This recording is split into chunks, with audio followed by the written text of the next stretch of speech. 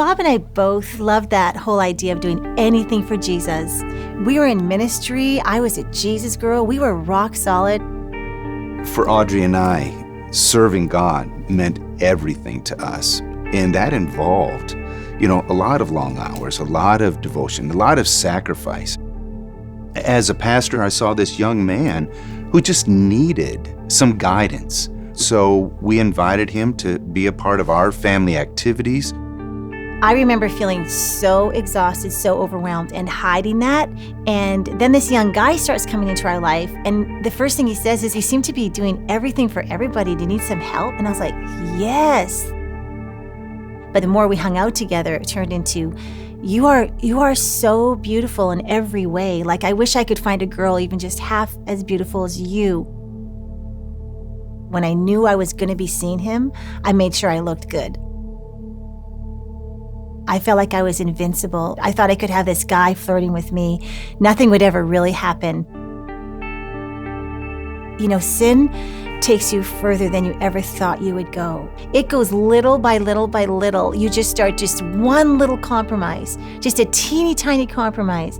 And then you quickly find out that there's no such thing as a small compromise. Because that one little touch of the hand or that one little rubbing against, it did something. It electrified me somehow. And so I wanted more. You see, sin always craves more and is never satisfied and wants that next thing, the next thing, the next thing. And before you know it, you're on this thing that you just can't get off of. I had a sexual affair with this guy for 3 weeks, and I knew that it couldn't continue. Because I just felt something in my heart say, you have to tell Bob. It was the most intense, scary, awful moment in the whole world. And I said, I did it. I had an affair. So immediately, my mind is flooded.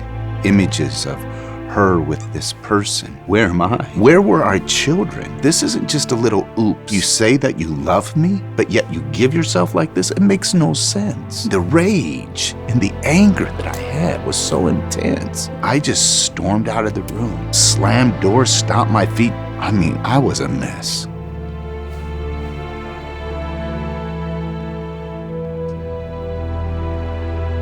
I really wanted to hurt her. I wanted her to feel what I was feeling. Just when I didn't think the desperation could get any lower, I found out that as a result of this affair, I had become pregnant. And on that day, I didn't think I could face my life. I just felt like I had blown up my whole family. I cried out to God, "Will you forgive me?"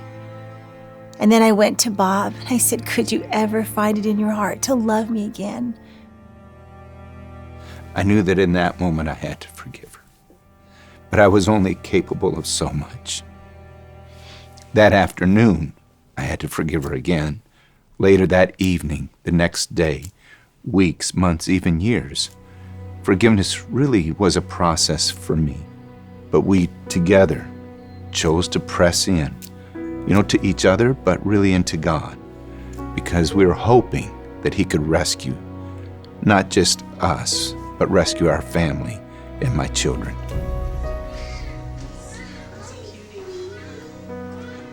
When he was born, I asked Audrey if I could name him.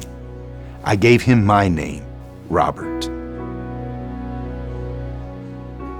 I don't want my son to ever question one day in his life whose boy he is. He's my son now. The fact that he has his name just is that complete acceptance. It's such a picture of what God does for us. Not only does He accept us, not only does He forgive us, but He gives us His name and He redeems our life from what was supposed to be stolen and taken away. He gives us as a gift. And you know what? There's really a revival after repentance. We don't have to have any secrets anymore. We trust each other and we love being married. When you participate with sin, it always takes. But when you participate with God, He always gives life.